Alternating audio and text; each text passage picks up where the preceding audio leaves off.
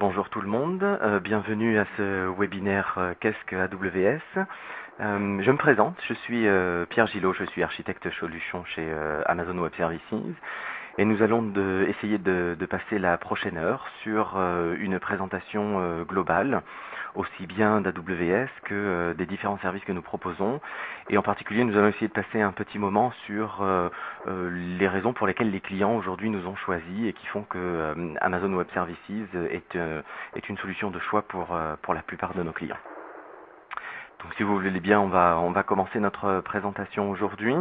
Donc ce que nous allons aborder dans notre présentation, c'est en effet une vue globale de notre société, une vue globale aussi des services disponibles. En effet, chez Amazon Web Services, nous avons plus de 30 services qui sont disponibles. Dans l'heure qui vient, nous n'aurons pas forcément le temps de tous les adresser, mais en tout cas, nous allons voir de manière globale les plus importants, ceux qui correspondent à l'adoption générale dans toutes les entreprises.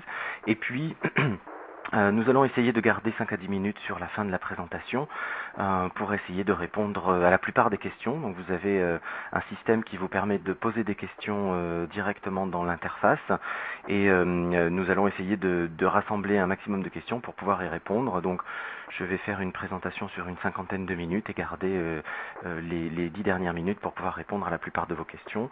N'hésitez pas à poser des questions et nous y répondrons avec beaucoup de plaisir. Eh bien donc, commençons tout de suite par la société Amazon Web Services et son contexte global. Il faut savoir que Amazon Web Services est en effet une société du groupe Amazon. Dans Amazon, vous avez un certain nombre de domaines d'activité. Le domaine d'activité qui est peut-être le plus connu d'entre nous tous, qui est celui d'Amazon.com, le site de e-commerce grand public. Nous avons une deuxième activité qui est rattachée aussi à Amazon.com, mais qui consiste à travailler avec des revendeurs et qui profitent de notre grande capacité dans le e-commerce et dans la logistique pour pouvoir revendre leurs produits à partir de la plateforme Amazon.com. Et puis en effet la troisième activité, Amazon Web Services, dont je fais partie et qui est une activité d'infrastructure informatique qui a été créée avant que le mot magique cloud apparaisse, donc c'est pour ça que nous nous appelons Amazon Web Services, et qui est dédiée à fournir de l'infrastructure en ligne à tous ses clients. Alors, la question qu'on peut rapidement se poser, en effet, c'est comment une société comme Amazon, qui est plutôt dédiée à la logistique, au commerce en ligne, est passée directement au cloud. Eh bien, c'est quelque chose d'assez naturel. Nous avons une expérience informatique assez grande, puisque en tant que société e-commerce depuis de nombreuses années, nous sommes experts dans l'informatique et dans la gestion des data centers. Nous avons en effet, c'était notre deuxième activité, j'en parlais tout à l'heure, ouvert notre site à des vendeurs tiers et nous avons et nous vivons encore aujourd'hui des besoins d'élasticité extrêmement importants dans notre métier de e-commerce. Il y a des forts effets de saisonnalité et donc nous avons basé notre réflexion sur ces grands besoins de saisonnalité en nous disant, eh bien, si nous avons besoin d'élasticité dans nos data centers, eh bien, nous ne sommes certainement pas les seuls à avoir ce genre de besoin. Et dans ce contexte, nous avons imaginé pouvoir créer, inventer et commercialiser un service qui permettrait à tous les clients d'avoir des services extrêmement élastiques, extrêmement fiables, à des coûts les plus intéressants possibles et qui pouvaient correspondre à tous les besoins que les développeurs mettaient en œuvre, enfin réclamaient jusqu'à aujourd'hui. Et c'est dans ce contexte que nous avons mis en place la solution Amazon Web Services pour répondre à tous ces besoins. Et donc la conclusion de tout ça, c'est que, en effet, malgré peut-être le mythe que l'on entend assez fréquemment, Amazon Web Services n'est pas la résultante d'une capacité en excès qu'Amazon aurait revendue sur le marché. On est vraiment dans une création complète, d'un service complet qui est basé sur les besoins de nos clients et à partir desquels nous avons pu bâtir une offre extrêmement complète. Sur cette offre complète qui existe depuis 2006, eh bien, nous avons un grand nombre de clients qui nous ont fait confiance. Ces clients couvrent de très grandes gammes de produits. et de services. Et sur ces gammes de produits et services, nous avons par exemple ce qui est visible aujourd'hui du grand public, les sites internet les plus populaires. Eh bien, une grande partie de ces sites internet sont aujourd'hui hébergés sur les infrastructures d'Amazon Web Services. On va trouver énormément d'éléments de sites web sociaux, mais on va trouver aussi des sites web technologiques, de plateformes as a service, des sites web d'hébergement de code, des sites web plutôt sociaux orientés vers les médias comme le partage d'images comme Pinterest ou Netflix qui aujourd'hui est le géant de la vidéo on demand sur de nombreux pays dans le monde. Eh bien tous ces clients-là sont hébergés sur les infrastructures d'Amazon Web Services. Nous couvrons les sites web bien sûr, mais nous couvrons les entreprises. Donc l'entreprise n'est pas un marché de niche chez Amazon Web Services. Nous avons beaucoup de très grands groupes qui sont hébergés dans nos infrastructures. Alors aujourd'hui nous sommes en France, donc on peut faire un petit zoom sur la France et nous avons des grands groupes français comme Schneider, Orange, SNCF, Lafarge, Capgemini, qui sont des très grands groupes français à visée très souvent internationale et qui ont fait confiance à Amazon pour pouvoir héberger leurs infrastructures sur les services d'Amazon Web Services. Alors, une présentation ne serait pas une présentation si on n'abordait pas ce que les analystes pensent de nous. Et donc nous ne dérogeons pas à la tradition. Le Gartner émet son Magic Quadrant régulièrement, en particulier dans le domaine de l'infrastructure dont nous faisons partie. Et nous voyons qu'Amazon Web Services est en effet extrêmement bien placé, et ceci grâce à nos clients. La capacité à exécuter définie par Gartner est souvent liée à la quantité et la typologie de clients qui font confiance à ce fournisseur. Et grâce à nos clients, effectivement, nous nous trouvons aujourd'hui en très bonne position dans le cadran du Magic, dans le Magic Quadrant du Gartner. Pour donner une idée en effet de notre dimension et de la dimension des clients qui utilisent nos infrastructures, en général nous sommes plutôt avares de chiffres, mais il y a une valeur qui est intéressante et qui est assez représentative qu'on aime bien partager, c'est que chaque jour dans nos data centers, si vous vous posiez la question de combien de serveurs étaient intégrés dans nos data centers, eh bien on a une tendance qui est intéressante qui est d'indiquer chaque jour sur Amazon Web Services, nous ajoutons la capacité informatique qui nous était nécessaire lorsque nous étions une entreprise qui faisait 5 milliards de dollars de chiffre d'affaires. Donc en 2003, nous avions une infrastructure qui nous permettait de générer 5 milliards de chiffre d'affaires. Nous avions pratiquement 8000 salariés. Eh bien, sachez qu'aujourd'hui, chaque jour, nous rajoutons dans nos infrastructures ce qu'il nous était nécessaire de faire il y a quelques années de ça. Donc ça vous donne une idée des dimensions que Amazon Web Services peut avoir et donc de l'effet de levier que nous pouvons avoir sur les économies d'échelle et sur les tendances de prix que nous pouvons avoir pour nos clients. Plus nous avons des dimensions qui sont importantes, plus nous pouvons jouer sur les économies d'échelle. Et plus nous pouvons améliorer les prix à destination de nos clients. À titre d'exemple encore sur les dimensions et les capacités technologiques que nous avons, un de nos services, qui est un service de stockage qui s'appelle S3, existe depuis 2006. Nous l'avons lancé en 2006 et l'objectif de ce service est de stocker des fichiers en tant qu'objet.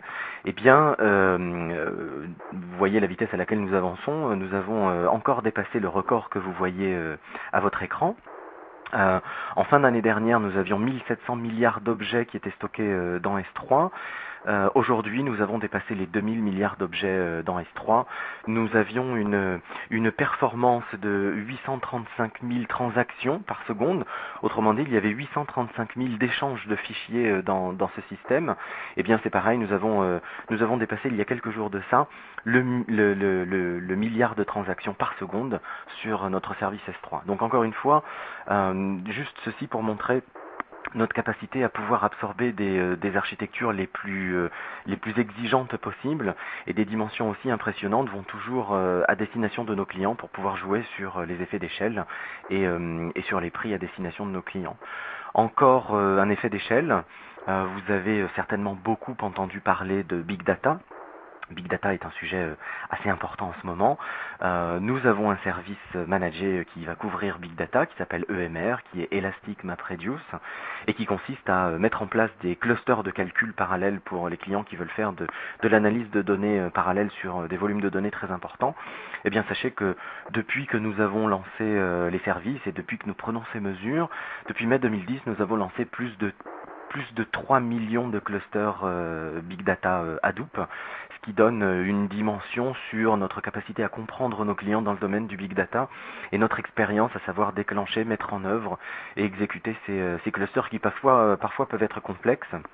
Eh bien, quand on en a lancé plus de 3 millions, on a la possibilité d'adresser les problématiques de nos clients avec un peu plus de sérénité. Toujours dans l'optique de répondre positivement à nos clients, nous avons un cycle d'innovation qui est très important, qui est très fréquent.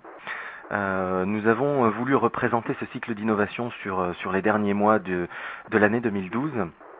Et si vous mettez un point à chaque fois que nous avons fait une annonce pour nos clients, eh bien vous voyez que sur les mois de 2012, nous avons communiqué sur 158 nouveautés, et vous voyez le rythme effréné avec lequel nous communiquons sur ces nouveautés. Ce rythme effréné correspond vraiment à l'innovation que nous voulons vraiment mettre en avant pour nos clients, et toujours proposer des nouveaux services, des nouvelles offres, pour que ceci soit toujours à la pointe du progrès et que nos clients puissent en profiter toujours en temps et en heure. Alors nous allons avancer maintenant un petit peu plus sur eh bien la notion de cloud computing, la notion d'utility computing, qui sont des terminologies qu'on entend de plus en plus aujourd'hui. On va avancer sur ce sujet rapidement et comment Amazon rentre dans ce concept de utility computing. Concernant l'utility computing, c'est une analogie qu'on fait très souvent avec l'électricité que nous avons chacun chez nous. Eh bien, c'est un service dont on ne se pose plus la question s'il va être disponible ou pas. C'est quelque chose qui arrive directement dans nos prises électriques à la maison. Nous branchons tous nos matériels électriques directement sur nos prises. Nous payons à l'usage, autrement dit, plus nous consommons notre électricité, eh bien plus la facture peut être élevée. Et ce service est rendu de manière totalement uniforme. Je branche tous mes appareils électriques, eh bien je vais avoir assez d'électricité pour pouvoir faire tourner tous mes appareils électriques. Et en effet, on ne se pose plus la question aujourd'hui de la disponibilité de cette électricité chez nous. Nous avons l'électricité 24 heures sur 24 et c'est effectivement extrêmement rare que des coupures électriques surviennent dans nos pays. Eh bien, si on pouvait faire une analogie avec l'infrastructure, eh bien on pourrait imaginer exactement la même situation, remplacer la centrale électrique par un opérateur de cloud. Eh bien vous aurez exactement la même philosophie. L'infrastructure sera disponible au travers de la prise réseau, plus de la prise électrique mais de la prise réseau. Vous pourrez l'utiliser quand bon vous semble, de manière totalement constante, avec une disponibilité extrêmement élevée. Et puis, à la différence de tout ce que l'on a vu dans l'infrastructure jusqu'à aujourd'hui, le paiement se fait totalement à l'usage. Autrement dit, il n'y a pas de coût d'initialisation. Et il n'y a pas non plus de coût de maintien en condition opérationnelle. Vous payez uniquement ce que vous consommez. Et c'est ce qui est le plus important et le plus intéressant dans ce qu'on appelle le utility computing. J'ai besoin d'une ressource, je vais la consommer, et lorsque j'ai terminé d'utiliser cette ressource, eh bien je vais être facturé pour cette consommation. La petite différence avec l'électricité, c'est que on ne branche pas directement les appareils, on doit accéder à ces ressources. Et bien pour ça, pour accéder aux ressources dans le cadre de l'utility computing, on accède aux ressources au travers de connecteurs logiciels qu'on appelle des API et qui permettent d'accéder aux infrastructures, de pouvoir les provisionner, autrement dit pouvoir commander ces types de ressources, de les obtenir dans l'instant, les consommer, les mesurer et puis ensuite les remettre dans le pool général pour que les autres utilisateurs puissent en avoir besoin. À la conclusion de tout ça, eh bien, nous pouvons mettre à disposition des utilisateurs, certes des services d'infrastructure, c'est la partie visible de l'iceberg, hein, si je voulais m'exprimer de cette manière. Donc vous pouvez avoir accès à des serveurs en ligne, mais vous allez pouvoir avoir accès bien sûr à du stockage, à des services un petit peu plus évolués, de réseau, d'équilibrage de charges, de gestion de sécurité pour les utilisateurs, des sauvegardes, de la montée en charge, de la surveillance montée en charge, et ainsi de suite. donc l'intégralité des services qui peuvent être mis en ligne et la plupart des services qui sont mis en ligne par Amazon. Alors pour ça, bien sûr, ça ne s'invente pas, ça ne se met pas en œuvre du jour au lendemain. Pour ça, il faut avoir une infrastructure qui permet de le faire et qui permet, je le répète encore, qui permet de jouer sur les économies d'échelle. Il faut vraiment avoir une dimension importante pour pouvoir faire profiter nos clients de cette économie d'échelle. Et à ce titre, en effet, nous avons une empreinte qui est assez importante. L'activité d'Amazon Web Services est divisée en régions. Nous en avons 9 aujourd'hui autour du monde. Alors très exactement, nous en avons 8, plus une qui est dédiée au gouvernement américain, donc qui n'est pas ouverte à tout le monde, mais qui montre bien notre implication dans les notions de sécurité pour des clients particuliers. Ces différentes régions sont localisées au mieux, au plus près de nos clients, et permettent à chacun de nos clients d'avoir accès à des ressources au plus près de leurs besoins ou au plus près de leurs propres clients. Dans ces régions, nous avons une notion de ce que nous appelons des zones de disponibilité. Si on voulait faire une analogie avec les centres de données, avec l'infrastructure actuelle, nous pourrions dire qu'une zone de disponibilité correspond à minima à un data center. Donc ce que nous connaissons d'un data center, le bâtiment, avec toutes les règles de sécurité qui correspondent à ce bâtiment, et puis toutes les infrastructures qui se trouvent à l'intérieur. Chacune des régions que vous trouverez dans le monde contient au moins 2 zones de disponibilité, et c'est ce qui vous laisse la possibilité de déployer vos infrastructures avec un niveau de sécurité maximal, à savoir répartir vos infrastructures sur les différentes zones de disponibilité, donc sur les différents data centers qui composent la région et qui permettent donc de pouvoir pallier à toute éventualité, à tout événement majeur qui pourrait survenir et ainsi donner à vos applications la capacité d'être hautement disponibles, même en cas d'événement majeur. En plus de ces zones de disponibilité à l'intérieur de régions, puisqu'il est question d'empreintes, nous avons aussi ce que nous appelons des emplacements périphériques. Et là, c'est plutôt lié à ce que nous appelons les CDN, donc la possibilité d'être encore plus proche des utilisateurs. Donc nous avons des emplacements périphériques, ce qu'on appelle des points de présence, qui sont répartis là aussi autour du monde. Ils augmentent quasi quotidiennement. Nous avons aujourd'hui plus de 30 points de présence dans le monde et qui permettent de rapprocher d'un point de vue réseau les utilisateurs de nos clients de l'infrastructure et donc d'avoir une expérience utilisateur toujours optimale grâce à ce service de Content Delivery Network. Alors, comment dans ces différentes régions nous pouvons avoir accès aux ressources qui sont mises à la disposition de nos clients? Eh bien de manière relativement simple, vous avez 3 méthodes d'accès principales aux ressources, une console d'administration qui est en mode web, une API qui elle est en mode API RESTful, donc une API HTTP, et puis troisième point, celui qu'on voit à l'écran, des lignes de commande, donc des utilitaires lignes de commande qui vous permettent de provisionner à la volée des ressources sur les régions de votre choix. Donc ce que l'on voit à l'écran pour le moment, eh bien, ce sont des lignes de commande, mais qui permettent, si on voulait regarder le détail, qui permettent de spécifier un grand nombre de choses. La typologie de la ressource, bien sûr, la région dans laquelle on veut déployer la ressource, et ça me permet de rajouter encore une fois sur la sécurité et la garantie des données que lorsque vous déployez une ressource ou que vous stockez une donnée sur une région, vous avez la garantie que cette ressource ou cette donnée se trouve bien dans cette région et qu'elle ne migrera pas dans d'autres régions. C'est vraiment quelque chose qui est garanti par Amazon et qui vous permet d'être certain que votre information ou que vos infrastructures ne seront pas perdues autour du monde.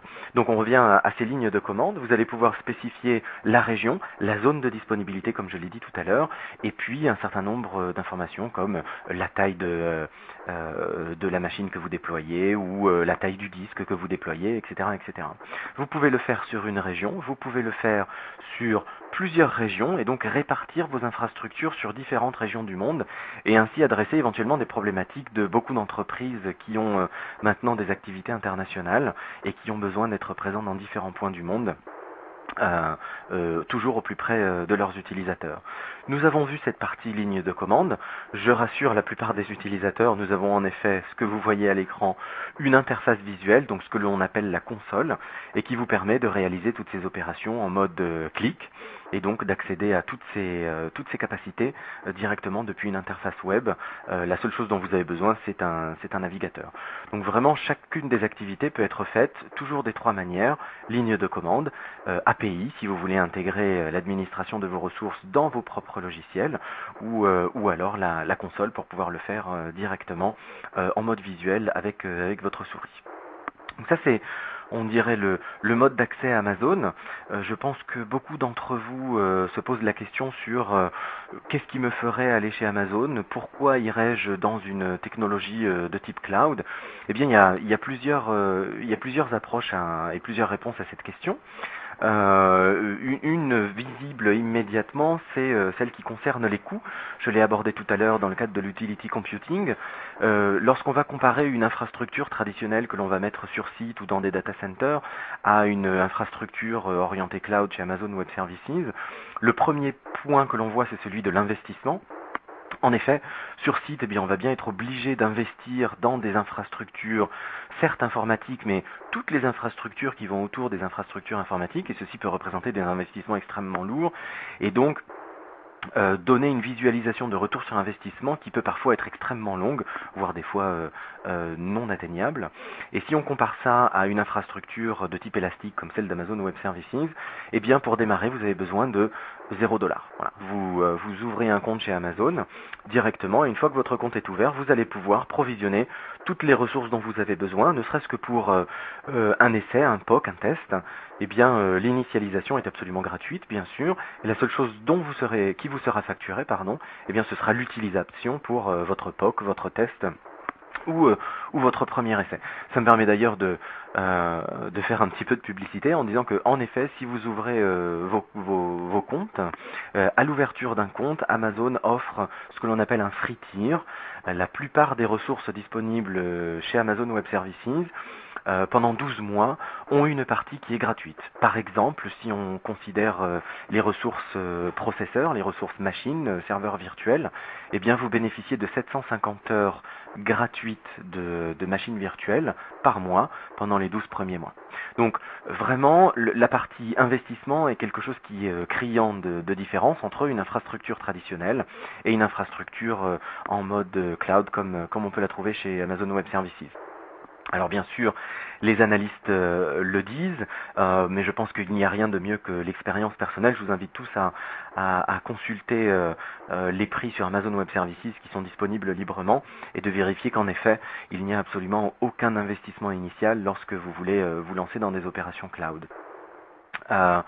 Un autre point intéressant dans le cloud versus les infrastructures traditionnelles, c'est celui de l'élasticité, c'est celui de la variabilité, et de pouvoir se dire, eh bien, lorsque je vais mettre en place mon infrastructure, si je la mets en place dans une infrastructure traditionnelle sur site, dans un data center, il va falloir que j'adresse très rapidement ce que l'on appelle le capacity planning, être capable de planifier à l'avance la consommation de mes ressources de manière à être toujours au plus près de la consommation qui sera faite par mes utilisateurs. Ce capacity planning est un exercice extrêmement difficile et qui s'avère très souvent faux, malheureusement, pas par la mauvaise volonté des gens qui font le capacity planning, mais juste par l'imprédictibilité de l'utilisation des applications. Et donc l'intérêt du cloud, c'est de pouvoir régler la taille de l'infrastructure à la minute près en fonction de la consommation des utilisateurs. Et nous avons beaucoup de clients qui aujourd'hui s'expliquent, témoignent sur le fait que l'utilisation d'Amazon Web Services a pu leur faire réaliser des économies substantielles.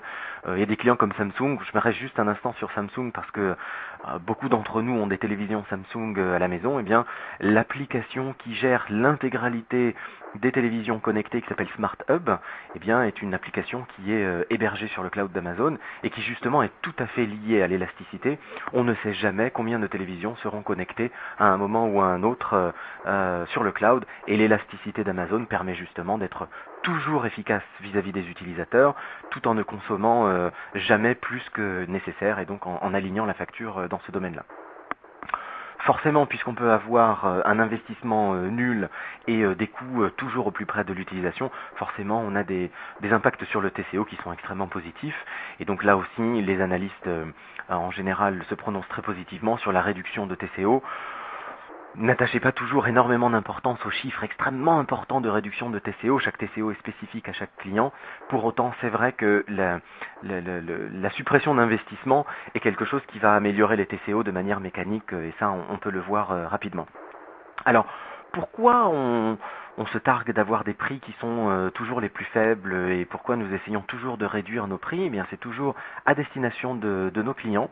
Nous avons l'habitude d'utiliser un cercle vertueux qui nous permet de dire que plus nous avons une surface importante de clients, plus nous allons pouvoir augmenter notre capacité à produire pour nos clients, plus nous allons pouvoir industrialiser notre capacité à produire pour nos clients, et donc plus nous industrialisons, plus nous réalisons des économies d'échelle, plus nous réduisons nos propres coûts de production. Et en réduisant nos coûts de production, nous répercutons toujours nos baisses de coûts de production sur les coûts de nos clients. Et c'est ce qui nous permet de dire aujourd'hui et d'être assez fiers que depuis notre lancement en 2006, nous avons réalisé 31 réductions de prix. Il y en a une assez visible en fin d'année dernière où nous avons réduit de 20% en moyenne les prix de consommation sur notre service de stockage S3. Pour l'intégralité de nos clients. Donc dès que nous avons la possibilité de réduire nos coûts de production, eh bien nous répercutons immédiatement ces coûts sur nos clients, et c'est ce qui nous permet, et voilà le cercle vertueux, plus nous baissons nos prix, plus nous avons la possibilité de séduire un grand nombre de clients, et auquel cas on retombe dans le cercle vertueux, plus nous aurons de clients, plus nous améliorerons notre outil de production, et plus nous pourrons réduire nos coûts. Donc c'est vraiment le moteur qui nous pousse, qui nous guide, pour pouvoir améliorer la qualité auprès de nos clients. Un petit retour rapide sur l'élasticité, et pour l'illustrer, ce que vous pouvez voir à l'écran aujourd'hui, c'est la comparaison entre le capacity planning qui peut être fait même avec les meilleurs outils et même avec les meilleurs analystes.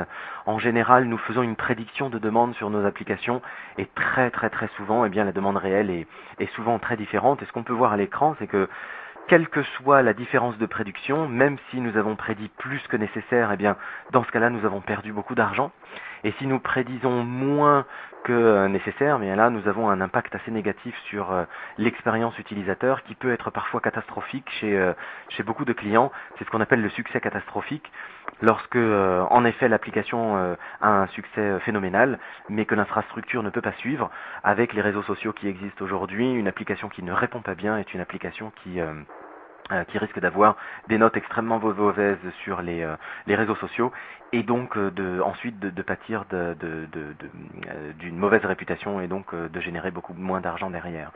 Si on met l'infrastructure cloud à la place d'une infrastructure traditionnelle, eh bien vous le voyez, la capacité élastique peut suivre en temps réel l'activité de l'application, en vous garantissant ainsi une facture qui est toujours en ligne avec la consommation que vous avez, mais en parallèle, assurer un niveau de service pour vos clients finaux qui est toujours optimal. Et c'est vraiment le point du cloud et de l'utility computing, c'est d'être toujours en ligne avec les besoins de nos clients.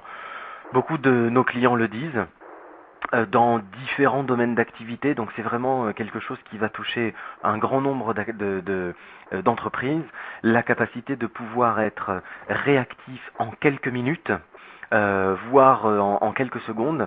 Si vous mettez en œuvre votre infrastructure en mode utility computing, vous allez avoir la possibilité d'avoir une application qui est réactive toujours immédiatement, et qui vous permet d'être le plus élastique possible et de maîtriser vos coûts, bien sûr, de la même manière.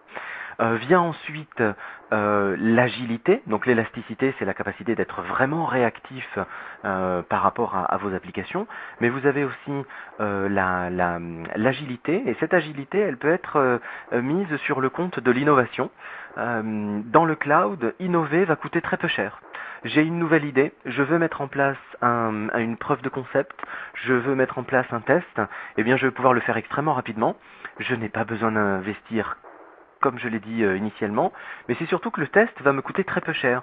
Lorsque je vais lancer une infrastructure de test sur quelques jours, eh bien le coût de ce test en termes d'infrastructure, l'ordre de grandeur sera de quelques dollars ou de quelques dizaines de dollars, et ça va donc permettre à mon entreprise d'innover beaucoup plus à des prix bien plus faibles que le coût de l'innovation avant sur les infrastructures traditionnelles, et donc va permettre à l'entreprise d'avoir des nouveaux avantages compétitifs, de créer des nouveaux produits beaucoup plus rapidement pour une fraction des coûts précédents. et donc d'améliorer la compétitivité de l'entreprise, rien qu'en utilisant des infrastructures de type cloud.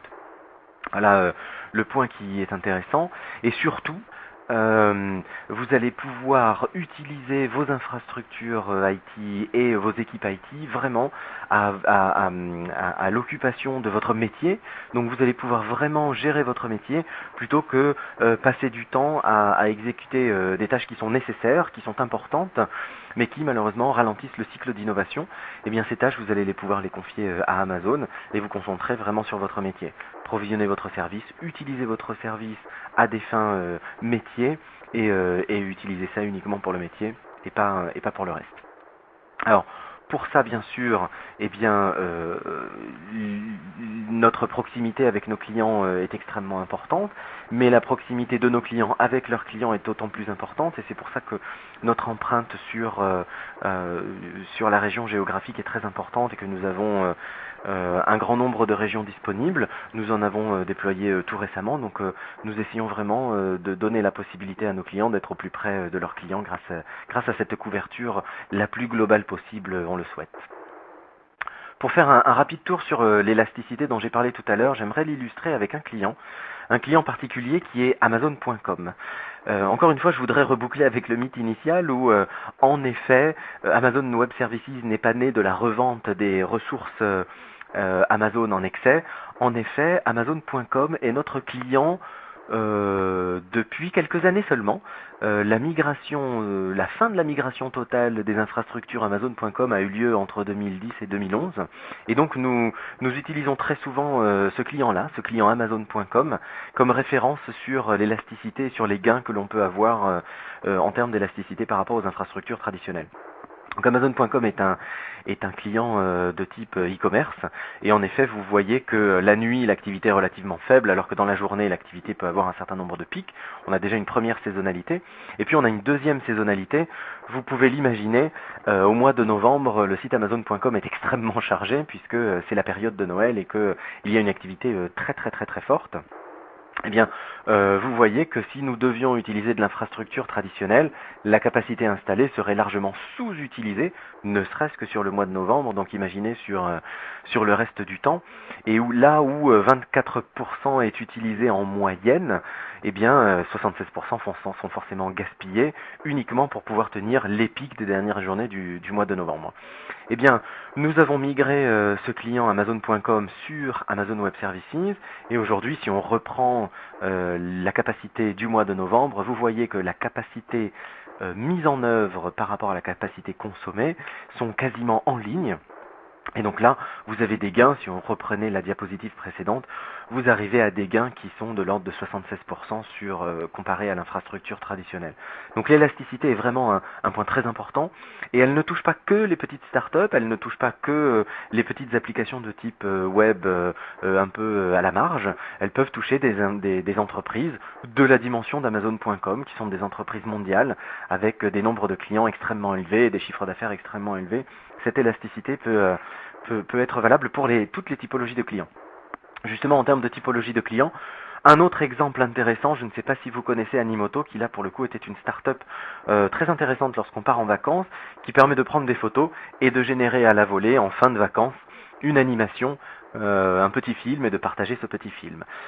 Ce cycle Animoto est un cycle que l'on voit chez beaucoup de startups qui fonctionnent de manière tout à fait traditionnelle, normale, correctement, avec un nombre de ressources limitées. Là, on voit Animoto utiliser une quarantaine d'instances en règle normale. Et puis un beau jour, ils ont été, ils ont reçu la publicité de TechCrunch, qui est très connue dans le monde technologique. Et lorsqu'un article sur TechCrunch a été présenté sur Animoto, eh bien, ils ont eu ce que l'on appelle vraiment un fantastique succès, qui aurait pu être catastrophique s'ils n'avaient pas été dans le cloud, car ils sont passés d'une quarantaine d'instances, donc une quarantaine de serveurs, à 5000 serveurs. Et ceci s'est passé, je ne sais pas si vous le voyez en détail sur la diapositive, c'est passé en 3 jours. De la fin du mois d'avril vers la toute fin du mois d'avril, en 3 jours, on est passé de 40 serveurs à 5000 serveurs. Et ça, en effet, on ne peut pas le réaliser dans les infrastructures traditionnelles. En dehors de toute autre considération, il n'y a que le cloud et le utility computing qui permet de faire ce genre de choses. Imaginez aujourd'hui demander à votre fournisseur d'infrastructures traditionnelles de vous fournir 5000 machines en 3 jours. Je pense que ce serait déjà un véritable challenge pour ce fournisseur, et ce serait un véritable challenge pour vous ensuite de les mettre en rack, de les câbler, de les installer, etc. Alors qu'en les chargeant directement depuis un service comme Amazon Web Services, eh bien en 3 jours, vos 5000 serveurs sont en œuvre. Voilà rapidement le tour d'horizon sur ce qu'est le utility computing, le cloud computing. On va passer maintenant un petit moment sur la plupart des services AWS pour éviter d'être trop long et d'être un peu rébarbatif. Nous n'avons pas mis l'intégralité des services.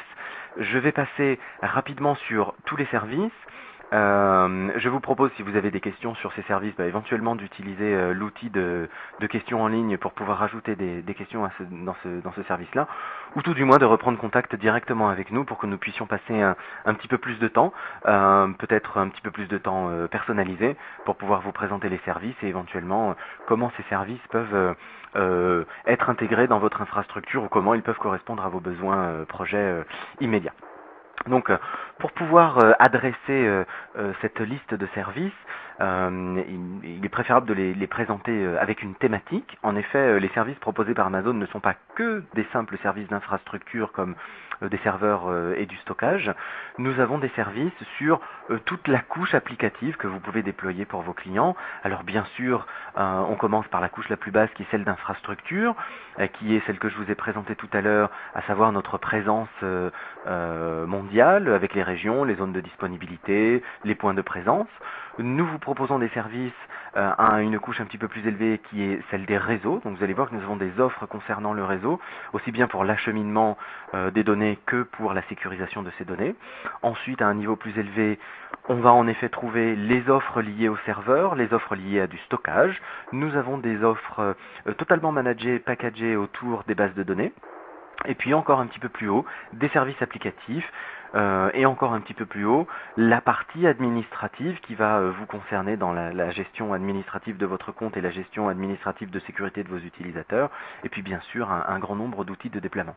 Donc on va passer ces différentes couches assez rapidement pour éviter de trop vous ennuyer, et n'hésitez pas en effet à poser des questions dans l'outil de questions si jamais c'était nécessaire. Alors, on commence par l'infrastructure. Donc très rapidement, nous l'avons vu tout à l'heure, c'est le premier service que nous vous fournissons, le service de région. Dans ces régions, les zones de disponibilité, donc on va dire pour faire une analogie des data centers, grâce à ce système de régions et de zones de disponibilité, vous allez pouvoir mettre en œuvre des architectures absolument sécurisées, hautement redondantes et qui permettent justement de déployer votre application soit de manière internationale, soit locale, mais toujours avec un niveau de disponibilité extrêmement élevé et être capable de parer à des événements extrêmement forts. On entend souvent parler de tempêtes, etc. En répartissant votre application sur des zones géographiques séparées, eh bien vous maîtrisez la sécurité sur votre application. On passe sur la partie réseau. Donc dans la partie réseau, il y a plusieurs produits, on en a sélectionné 4 aujourd'hui. Un premier produit qui s'appelle Direct Connect et qui va intéresser différents types de clients pour 2 raisons. La première raison peut être entre mon site et Amazon Web Services, je ne souhaite pas passer par l'internet parce que mes données doivent être sécurisées, parce que je souhaite avoir une ligne spécialisée dédiée. Eh bien Direct Connect est une offre qui vous permet de connecter votre data center avec les data centers d'Amazon en connexion directe.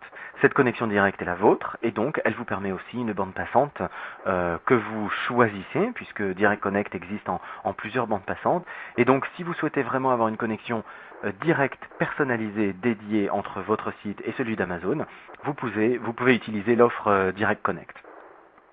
Autre service réseau non négligeable non plus, si vous souhaitez passer par l'Internet traditionnel pour la relation entre votre site et votre infrastructure dans le cloud, mais que vous souhaitez sécuriser cette connexion, eh bien vous allez pouvoir utiliser une offre de VPN que nous mettons à disposition pour vous et qui vous permet d'établir un tunnel sécurisé entre votre centre de données, votre site personnel et le site d'Amazon, et auquel cas ce tunnel est totalement sécurisé et vous permet de chiffrer les données entre votre site et les sites d'Amazon. Un troisième service, lui aussi dans la sécurisation des données. On a beaucoup entendu parler de cloud privé, cloud hybride, cloud public, etc. Nous mettons à disposition de nos clients une option qui s'appelle le Virtual Private Cloud et qui vous permet d'avoir un environnement totalement privé, sécurisé, électroniquement isolé pour pouvoir déployer vos propres infrastructures. Donc, dans le cloud d'Amazon, vous pourrez bénéficier, si vous le souhaitez, c'est une option qui est gratuite, donc c'est important à souligner, c'est une option qui est gratuite et qui vous permet de créer un cloud privé à l'intérieur du cloud d'Amazon et avec lequel vous pouvez communiquer via une VPN, donc la VPN que nous avons vue tout à l'heure, et donc pouvoir mettre en œuvre ce que l'on peut appeler souvent des extensions de votre data center directement dans le cloud d'Amazon, mais dans un contexte absolument privé.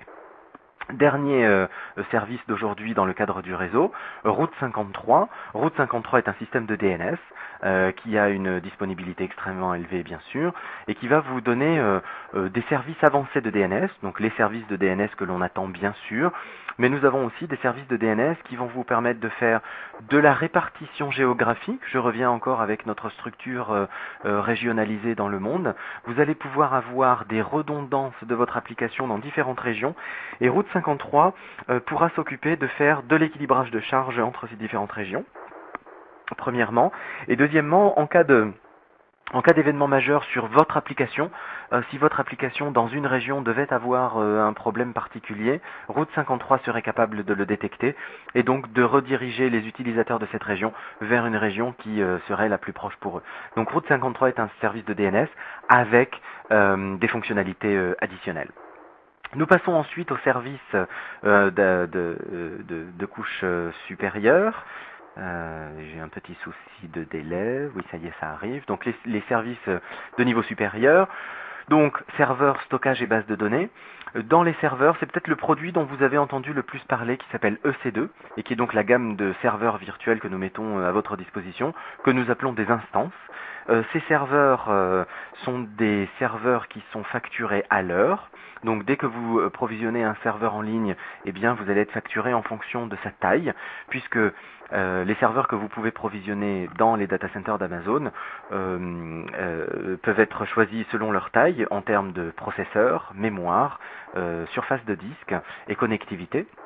Et nous avons plus d'une vingtaine de typologies de serveurs, depuis l'extrêmement petite machine que l'on appelle micro, qui est vraiment une toute petite machine dédiée au développement et qui coûte 2 centimes de l'heure, jusqu'à des machines extrêmement sophistiquées avec beaucoup de mémoire, au-delà de 100 gigas de mémoire, avec beaucoup de disques locaux, avec des technologies SSD lorsque vous le souhaitez, avec beaucoup de processeurs, avec des cartes graphiques, des GPU si vous avez besoin de faire des calculs parallélisés.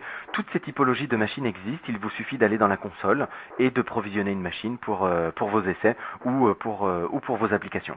Donc il vous suffit de vous connecter, vous choisissez le modèle qui vous convient et vous pouvez l'utiliser tout de suite. Bien sûr, la plupart des systèmes d'exploitation sont supportés, depuis les Windows jusqu'aux différentes moutures et distributions de Linux. Et chose intéressante, nous avons une fonctionnalité qui s'appelle VM Import-Export et qui vous permet de faire des opérations d'import-export de vos machines virtuelles existantes dans vos data centers aujourd'hui au travers des différentes technologies de virtualisation qui existent sur le marché. Pardon. La plupart de nos clients s'expriment sur le sujet en justement expliquant le fait que la mise en œuvre d'un serveur Windows peut prendre quelques minutes par rapport au déploiement d'une machine traditionnelle dans un environnement traditionnel où le provisioning peut durer quelques semaines entre le moment où on fait la demande d'un serveur et le moment où le serveur est effectivement disponible en réalité. Dans ces serveurs, nous avons donc des services additionnels. Les serveurs ne sont pas la seule chose que nous proposons. Un des services additionnels qui est extrêmement intéressant dans le cadre de l'élasticité est le service d'autoscaling. C'est un service d'automatisation qui permet d'accroître ou de diminuer la taille d'une ferme de serveurs en fonction de paramètres que vous définissez. Par exemple, l'utilisation processeur, par exemple, le nombre d'utilisateurs connectés en simultané. Tout ce genre d'informations peut servir à créer des déclencheurs et augmenter la ferme de vos serveurs pour pouvoir absorber la charge des utilisateurs de nos clients. Un autre outil dans la gamme des serveurs, les load balancers, donc qui permettent de répartir la charge entre les différents serveurs. Donc vous n'avez pas à vous préoccuper des adresses IP, de tous ces détails d'implémentation. Un équilibreur de charge peut justement masquer la complexité auprès des utilisateurs et équilibrer la charge dans les différentes fermes de serveurs que vous utiliserez aujourd'hui. En termes de stockage, nous pouvons adresser un produit qui s'appelle le S3, qui est un système de stockage durable. Tel que vous pouvez le voir à l'écran, en effet, S3 a été bâti pour pouvoir avoir une durabilité de 11,9, ce qui donne une durabilité extrêmement élevée. On entend souvent ou on voit souvent sur le web des clients qui s'expriment et qui disent oui, en effet, 11,9, ça veut dire que si je mets 1000 fichiers sur S3, eh bien au bout d'1 million d'années, j'aurai la possibilité de perdre un de ces fichiers-là. En termes de chiffres réels, donc tout à l'heure je vous ai dit qu'on avait atteint les 2000 milliards d'objets dans S3 depuis 2006. À ce jour, nous n'en avons pas encore perdu un seul. Donc ça vous donne l'idée de la durabilité de ce service. La taille de ce service est illimitée. Vous pouvez stocker autant de fichiers que vous le souhaitez dans S3. C'est fait effectivement pour pouvoir stocker une énorme quantité de données. Toujours dans le stockage, il y a ce que l'on appelle EBS. EBS, ce sont les disques que vous rattacherez à vos serveurs, donc c'est du stockage en mode bloc. Si on voulait faire l'analogie avec l'infrastructure traditionnelle, c'est ce que l'on appellerait le SAN. Et donc les EBS, les volumes EBS, ce sont les volumes que vous avez dans votre SAN. Nous vous proposons à peu près la même typologie de matériel, mais en mode cloud chez Amazon. Encore une fois, dans le stockage, Glacier. Glacier est un service qui est sorti il y a un petit peu moins d'un an et qui a les mêmes fonctionnalités que S3, mais qui lui est plutôt orienté vers l'archivage. Donc vous avez la même durabilité que S3, les mêmes accès que S3. En revanche, il est vraiment fait pour le stockage à longue durée et son prix est extrêmement faible puisqu'il est de l'ordre de 1 centime du giga par mois pour pouvoir stocker vos données. Vous pouvez stocker autant de données que vous voulez.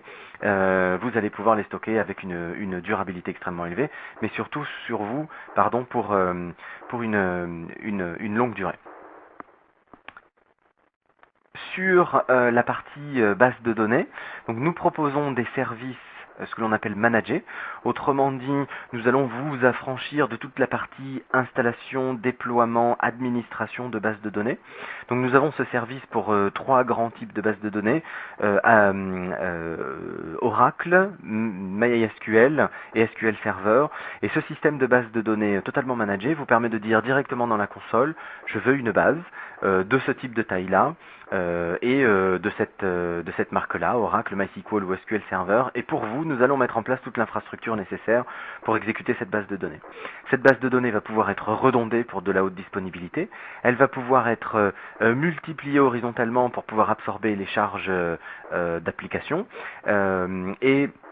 Vous allez pouvoir aussi demander à ce que nous fassions des sauvegardes automatiques et nous allons aussi faire la rotation et la conservation de ces sauvegardes. C'est donc un service complet de base de données que nous faisons pour vous en mode totalement managé. Toujours dans les bases de données, une base de données NoSQL. Vous avez peut-être déjà entendu parler du NoSQL qui est un phénomène aujourd'hui qui commence à avancer beaucoup dans le monde de l'informatique, puisque nous arrivons très souvent à des limites sur le modèle SQL traditionnel. Et bien pour la partie NoSQL, nous proposons aussi un service totalement managé de base de données NoSQL, qui se présente comme un service et dans lequel nous allons apporter des garanties de performance en fonction de la quantité de données que vous allez stocker et de la fréquence d'écriture et de lecture que vous déclarerez sur cette base de données. Donc là aussi, un service totalement managé. Vous demandez le service DynamoDB et nous mettons pour vous en place toute l'infrastructure nécessaire pour que votre base de données NoSQL réponde aux exigences de performance les plus élevées. Il existe d'autres services à un niveau un peu plus élevé. On va en sélectionner un puisqu'il a une belle illustration. C'est SWF, donc là on est dans les niveaux applicatifs, vous voyez on a quitté un peu la partie technique et infrastructure. Un des services qui existe est le service Simple Workflow, donc c'est un outil qui va vous permettre de rédiger, de créer des workflows dans votre environnement et de pouvoir les faire exécuter dans le cloud d'Amazon. On a un bel exemple d'illustration de ce service, c'est la NASA. Vous avez tous assisté fort probablement il y a quelques mois de ça à l'amarcissage, si j'osais dire, de Curiosity sur Mars. Eh bien, sachez que les informations, les données qui reviennent de Mars et qui sont traitées par la NASA sont traitées grâce à ce système SWF et ça permet de faire la réconciliation en 3D des images qui sont prises par Curiosity et de pouvoir en fournir des images visibles, on va dire par l'œil humain, et que vous pouvez d'ailleurs consulter sur le site de Curiosity directement. Donc la NASA utilise le service SWF, utilise le service S3 pour faire tout ce traitement d'images et stocker les images, et une partie du site web de la NASA est présent aussi sur AWS. Pour faire rapidement dans les services applicatifs, un service de moteur de recherche que l'on appelle Cloud Search et qui va avoir des primitives assez proches de ce que l'on connaît sur les produits actuels du marché. Donc vous allez pouvoir là aussi en mode manager dire je veux un moteur de recherche et au travers d'une API fournir les documents indexés ou faire des requêtes directement sur ce service. Encore un autre service à un niveau plus élevé, CloudFront, qui est notre service de Content Delivery Network, et qui va vous permettre de rapprocher vos applications de vos utilisateurs en mode extrêmement simple, puisqu'il suffit d'activer la distribution CloudFront et vos utilisateurs seront reroutés directement vers vos applications. Encore un service applicatif, et vous voyez nous en avons vraiment beaucoup, Elastic Beanstalk. Elastic Beanstalk est un service qui vous permet de vous affranchir de l'infrastructure, donc on est dans le niveau du Platform as a Service, vous avez certainement entendu parler du PaaS. Donc le Platform as a Service, la seule chose qui va compter pour vous, ça va être votre code, qu'il soit .NET, PHP, Java, Python, Ruby, Node.js. La seule chose que vous aurez à faire, c'est de dire je veux un environnement pour exécuter mon application et voilà mon application. Donc vous donnerez le code et automatiquement Amazon déploiera pour vous des serveurs EC2, du stockage S3, du load balancing, éventuellement vous pourrez mettre en place du Content Delivery Network. Tout ça est fait automatiquement pour vous, et l'application sera automatiquement mise en mode élastique. Autrement dit, dès que vous aurez les premiers pics d'activité, l'application saura répondre automatiquement à ces pics d'activité. Ceci est fait automatiquement et de manière totalement élastique. Dans les outils de déploiement, eh bien, nous avons un outil de déploiement qui s'appelle CloudFormation et qui vous permet de déployer de manière encore plus automatisée via des scripts des stacks complets d'applications. Donc lorsque vous allez vouloir déployer des applications complètes sur le cloud, vous allez pouvoir utiliser cet outil de scripting qui vous permettra de décrire votre stack applicative et de la déployer de manière automatique et de la documenter surtout. Voilà pour la plupart des services que nous avons vus et qui sont présents chez Amazon. Bien sûr, il en existe beaucoup d'autres pour lesquels, en effet, je vous invite à nous contacter pour avoir plus de détails sur ces sujets-là. Nous allons avancer un petit peu car je vois qu'il y a des questions qui existent dans la base de questions.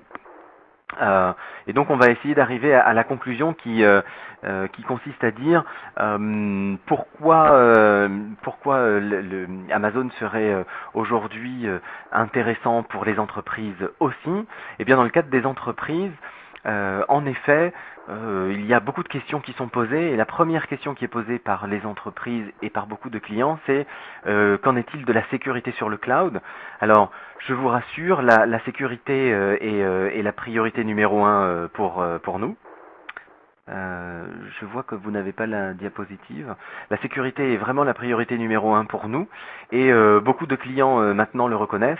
Donc dans la sécurité qui est mise en place par Amazon, eh bien il y a celle de la sécurité physique bien sûr, de la sécurité des réseaux, de la sécurité des procédures.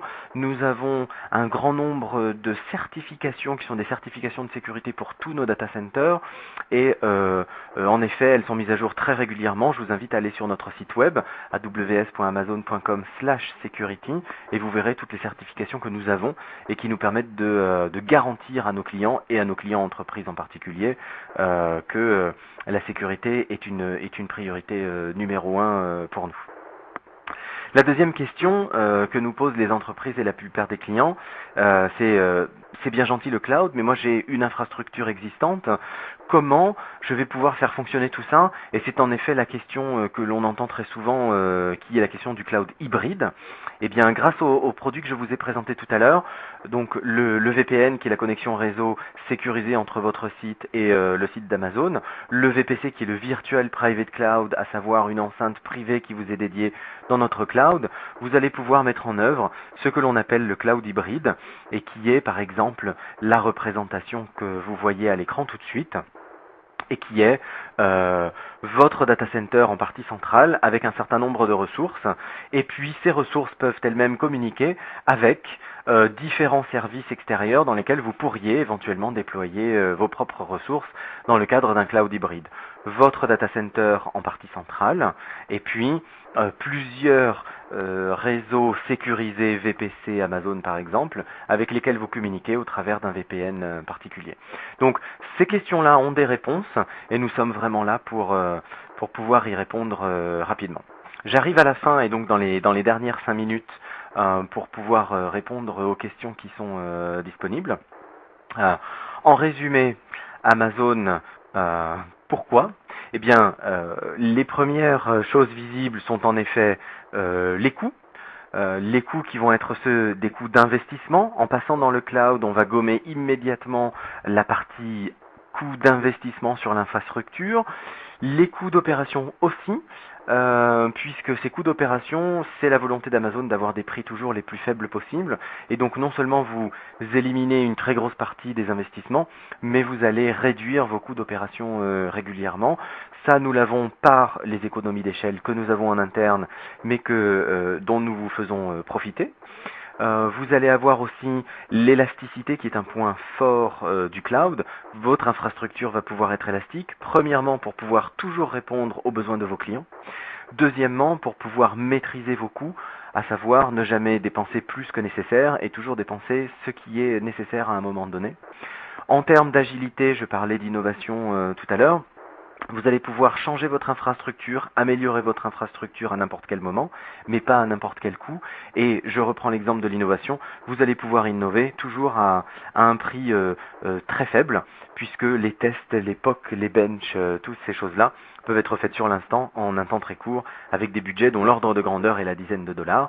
Et puis justement, vous allez pouvoir vous occuper de votre métier plutôt que de l'infrastructure, et tout ça est soutenu par notre présence globale qui vous permet toujours d'être au plus près de vos clients et leur fournir une expérience utilisateur des meilleures. Voilà, j'en ai fini pour cette présentation. Pendant que vous continuez à écrire d'autres questions, je vais en sélectionner quelques-unes. Et donc, donnez-moi juste un petit instant pour voir les dernières qui sont là.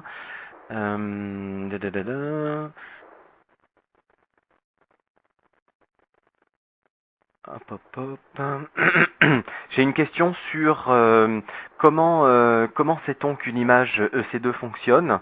Donc, comment sait-on que la machine que j'ai déployée sur Amazon est une machine qui tourne correctement? Eh bien, vous avez des outils qui vous sont fournis automatiquement. La première, c'est via la console visuelle. Donc, lorsque vous êtes connecté sur la console, vous avez des indicateurs de santé sur votre instance EC2. Ça, c'est un premier point. Mais en effet, ce que vous souhaitez, c'est savoir être au courant en permanence du fonctionnement de votre instance.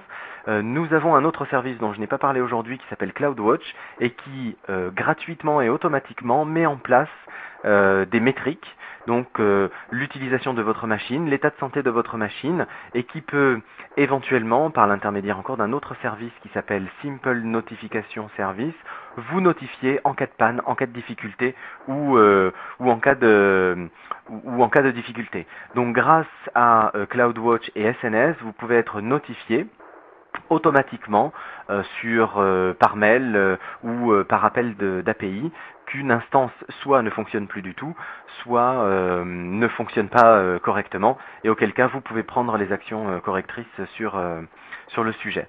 J'ai une question sur Amazon ISO 27001. Oui, nous sommes ISO 27001. Là aussi, je vous exhorte à consulter très régulièrement la partie sécurité de notre site web, aws.amazon.com/security, sur laquelle vous allez voir toutes les certifications qui sont disponibles. Et comme le but d'une certification, c'est d'être renouvelée régulièrement, nous mettons à jour toujours les certifications les plus récentes. J'ai une question sur la réplication de bases de données entre plusieurs régions Amazon Web Services. À ce jour, nous ne proposons pas de réplication managée par Amazon entre nos différentes régions. En revanche, là aussi, je vous engage à prendre contact avec l'équipe d'architectes dont je fais partie. Il existe des solutions qui sont documentées sur le web, que nous pouvons échanger ensemble et qui vous permettent de faire de la réplication de bases de données entre les différentes régions AWS, en tenant compte bien sûr de la latence qui peut exister entre toutes ces régions, puisque le problème principal dans la réplication, c'est bien tout ce point-là. J'ai une question sur l'administration. La question est: qu'en est-il de la délégation d'administration?